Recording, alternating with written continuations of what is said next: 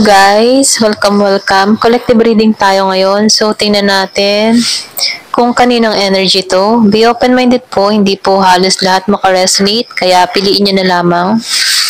And thank you nga po pala sa mga nag-subscribe, lalo-lalo na sa mga bumabalik. Marami pong salamat. Give me the message for collective. Kaninong energy to? Excuse me po. So, okay.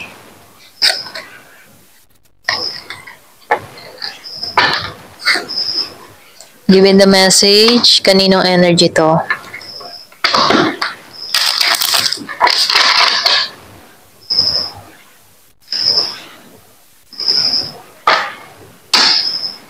So, nakikita ko dito yung misteryo, no? Mystery. Meron dito mga nangyari or naganap sa inyo na may pagkamahiwaga, okay?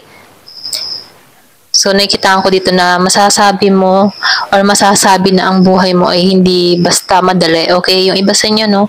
Hindi madali ang pinagdaanan mo, okay?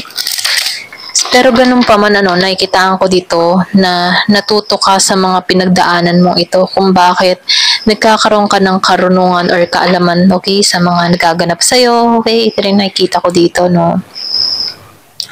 So, nakikitaan ko din dito, yung iba sa inyo, marami kang nalaman, marami kang natutunan sa experience mo, okay?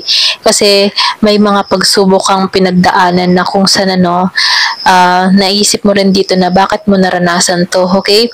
Pero ganun pa man, nakikitaan ko dito na natutunan mo na magpasya, okay? Natutunan mo magdesisyon dito, okay? Or natutunan mo dito na gamitin mismo yung sarili mong intuition, okay? Sa mga pagpapasyang ginagawa mo. Yung iba sa inyo, nakikita ko dito na dumating sa point na naging ka ng malaya or pwede rin, ito yung parating naging malaya ka sa sitwasyon, magiging ka ng malaya sa alalahanin, okay, sa mga pagsubok na kinaharap mo kasi merong misteryo maraming naganap, okay, maraming naganap sa buhay mo na kung saan nagamit mo yung intuition mo, nabuksan ng kaisipan mo or pwede rin sabihin naging aware ka sa spiritual. Dun sa iba sa inyo, nabuksan ng kaisipan mo dito, okay, naitama mo yung mga mali or pwede rin sabihin na natutulungan mo na yung sarili mo na makapagpasya dito, okay? So, nakikitaan ko rin dito na yung iba sa inyo, meron kang mahal sa buhay na namayapa or meron kang mahal sa buhay na nawala, okay? So, nakikitaan ko din dito na itong tao na to ay ginagabayan ka, okay? Isa siya sa mga sinugo sa'yo dito, okay? Na bantayan ka, gabayan ka, or pwede rin sabihin na tulungan ka sa mga pasya na ginagawa mo, okay? Kaya sundin mo yung intuition mo, no? Kasi nakikitaan ko dito na pinapaisip nito sa'yo, okay? Kung ano yung mga tatahakin mong landas, okay? Kasi nakikitaan ko dito yung paggabay ng tao na to sa'yo, okay? Para siyang naging guardian angel mo dito. Yung iba sa inyo,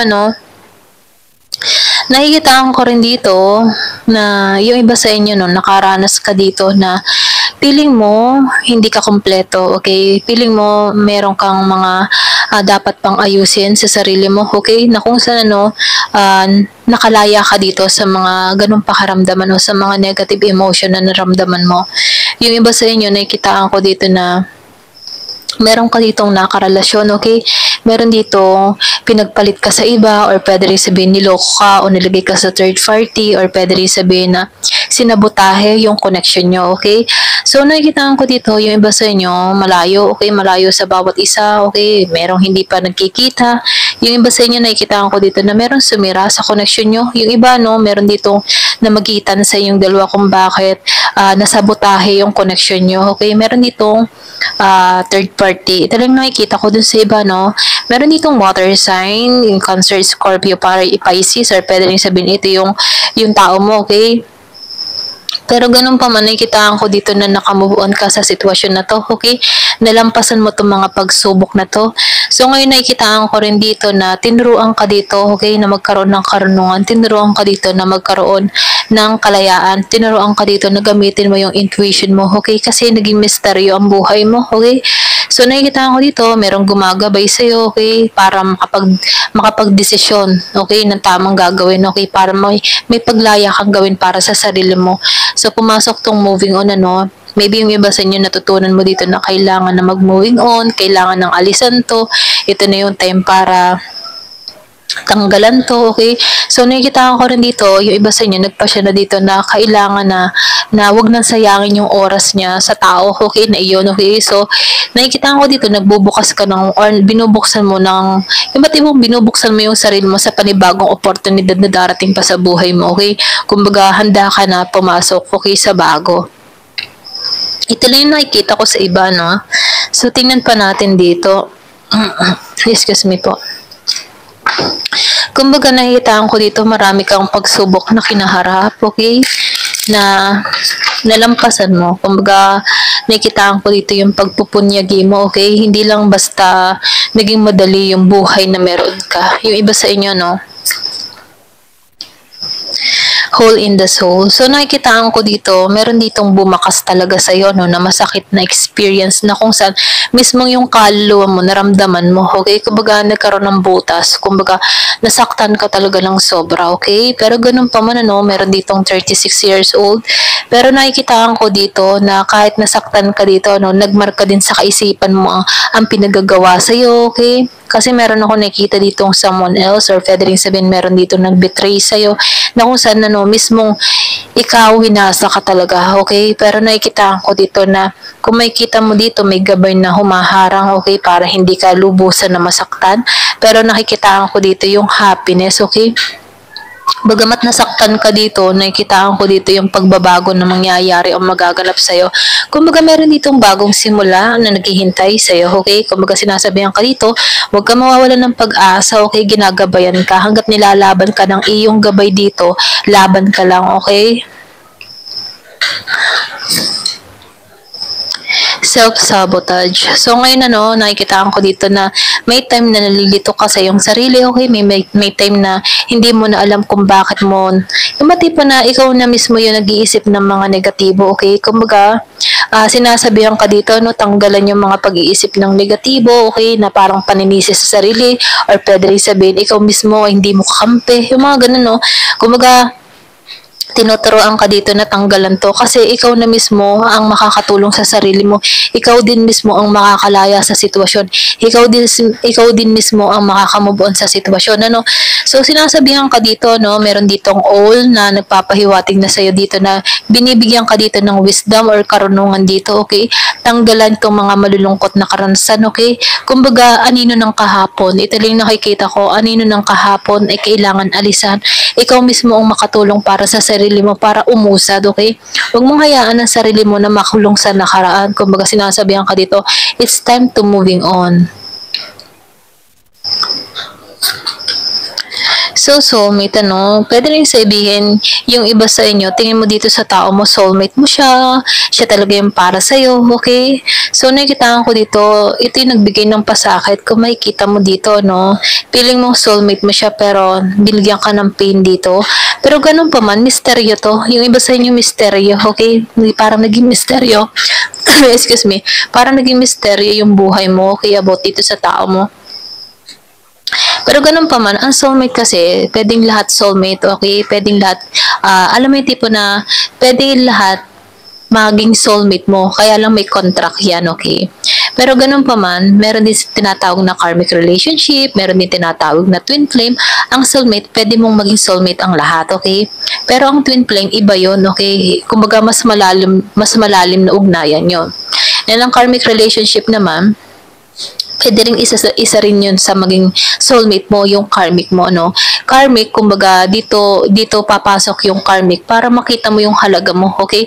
Minsan nararanasan natin yung karmic relationship para merong baguhin tayo sa ating mga sarili, or pwede rin sabihin na para tanggalan natin yung mga mali, okay? Ina-encounter natin tong tao na ito para meron tayong mabuo para sa sarili natin, okay? Kumbaga, no, napaka-misteryo lang ng buhay. Ito lang nafe-feel ko dito, no?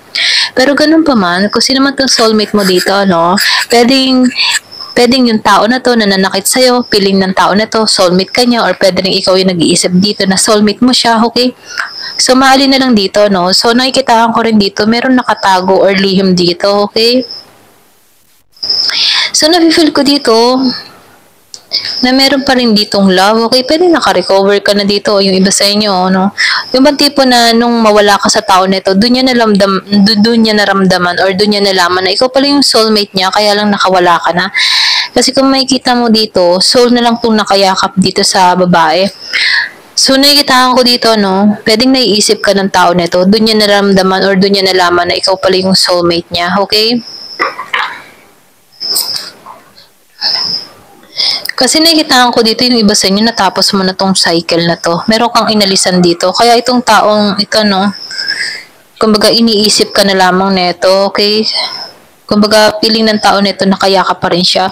Pwedeng, yung iba sa inyo, meron pa rin kayong soul connection, okay, ng tao nito. Kaya, nafe-feel mo pa rin yung energy ng tao nito. Okay, yung may ganun, no? Kumbaga, kailangan ng putulin, no? Ikaw na mismo din ang magpapalaya sa sarili mo, okay? Kung gusto mo na ditong maka-moving on. Yung iba sa inyo, no?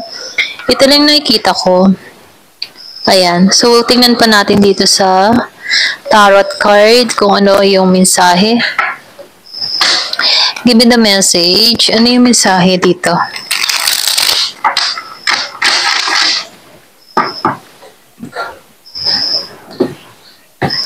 Give me the message. Ano yung mensahe?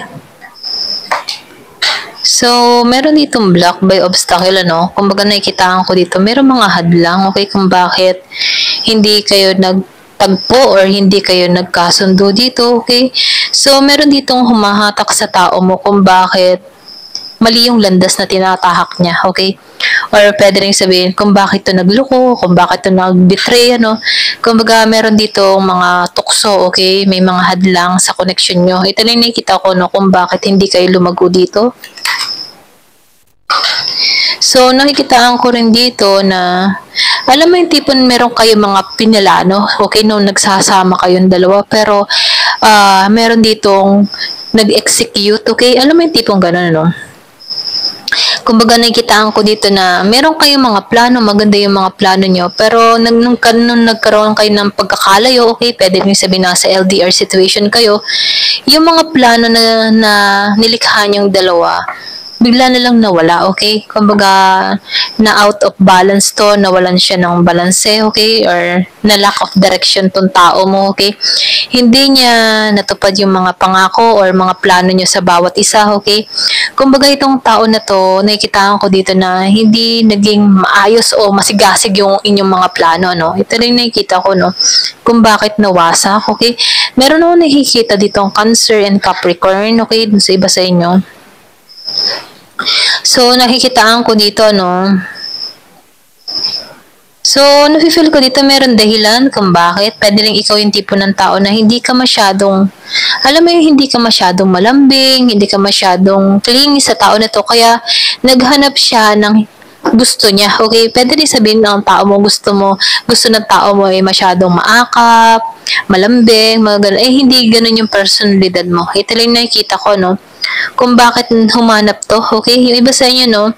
So, nakikitaan ko rin dito, nagkaroon kayo dito ng walang kasiguraduhan or hindi naging healthy yung connection, okay? Kasi pwedeng hindi kayo compatible, okay? Hindi kayo pareho ng hilig, ganyan. Hindi kayo nagtugma dito, okay? So, malakas yung Cancer. Kumbaga, pareho kayo ng magkaiba kayo ng opinion, okay? Hindi nagkakasundo, walang alignment dito, ako nakikita. So, meron dito mangyayari ngayong winter, okay? So, December na yun, ano? So, nakikitaan ko dito na pwedeng naganap ito. Yung iba sa inyo naganap ng winter, okay? Pwedeng last year. Yung iba sa inyo, no? Year ago, okay? Or pwedeng sabihin, more than year, okay? Na wala na kayong contact. Yung iba sa inyo, nakikitaan ko dito na naganap or nagkaroon ng blockage yung connection nyo about December or pwedeng November to December, ganun dun nag-start yung iba sa inyo, no, na kung saan, ano, nakikitaan ko dito na yung nararamdaman nyo sa bawat isa ay nanlamig, okay? Kumbaga, nakikitaan ko dito na may pagpipigil, okay? Kumbaga yung emotion nyo, hindi nyo pinadadaloy, okay? Kumbaga, may pagpipigil na ginawa, okay? Ito lang nakikita ko dito, no? Kumbaga, nakikitaan ko rin dito yung iba sa inyo, hinayaan mo na rin tong tao nito or pwede rin pinakawalan mo na rin to, okay? Kumbaga, pwede rin ngayon, okay? Yung iba sa inyo ngayon mo na naiisip na kailangan na tong pakawalan, okay? Kasi next year na, next year 2025 na, no? So ngayon 2024, iniisip mo na to, yung iba sa inyo, no, na kailangan na tong pakawalan, kailangan na tong alisan, okay? Kasi matagal na rin na wala na naman kayong contact ng tao nito. Kaya ngayon mo na-realize, ngayon ka nagkakaroon ng kaliwanagan na ilang taong ka ding na-stuck sa tao mo, okay? Ito lang yung nakikita ko, no? So, piliin nyo na lamang. So, nakita ko yung 15-15. Merong pahiwatig, okay? So, 5 of Swords. So, nakikitaan ko dito yung betrayal, no? Merong pagbibetray tong ginawa tong tao mo na pwedeng nasaksihan mo to, okay? Marami kang natuklasan dito, okay? Kung bakit na parang nabutas yung kaluluwa mo or nabutas ka dito or nasaktan ka dito, okay? Kumbaga tagos sa kaluluwa yung pain na naramdaman mo, okay? Pero nakikitaan ko dito, no, dahil sa betrayal. Yung iba sa inyo may betray. Ako nakita, meron dito mga plano na hindi natupad, okay? Kumbaga, meron nagkaroon ng away, kumbaga, sinakripisyo mo na yung sarili mo para sa tao na to, okay? Sobra kang nagsacrifice, kaya ang buhay mo dito masyadong misteryo, no? Marami kang mga nangyaring kaganapan na hindi aakalain ng iba na naranasan mo tong mga bagay nito, okay? So, nakikitaan ko dito na nagkaroon dito ng pagbabago, okay? So, nakikitaan ko dito, meron ditong delay, okay, yung iba sa inyo nagkaroon ka ng delay sa mahabang panahon, ano, na kung saan dapat nabuo mo ng muli yung sarili mo, nakalikha ka ng panibagong oportunidad, ano, yung trabaho, okay, pwede rin sabihin na mahabang panahon ka na stuck sa tao mo, na kung saan, ano, nawalan ka ng kulay, okay, nawalan ka ng kulay about sa buhay mo, okay, kasi nasaktan ka, yung iba sa inyo, hindi halos lahat, ano, pero ganun po man, nakikitaan ko rin dito na tinanggal ka dito sa disaster na to or sa pangyayari na ito para may pagbabago na mangyari sa'yo, okay? Para maka-moving on ka sa sitwasyon, okay? Ito lang yung nakikita ko. Yung iba sa inyo, tapos na yung cycle dito, okay? Feeling mo sa tao na to, soulmate mo siya, pero hindi, yung iba sa inyo, pwede rin soulmate mo siya, pero hindi siya yung soulmate na pang long term, okay? Kasi ang soulmate pwede siyang kahit kanino, okay? Pwedeng siya, ibang tao, yung may soul contract lang, okay? Pwedeng tapos na yung soul contract mo dito sa tao na ito, okay? So, meron pinanganak nung 6, 14, at 2, okay? Ito lang yung nakikita ko dito, ayan. Ayan, hanggang dito na lamang po. Thank you for watching. Love and peace.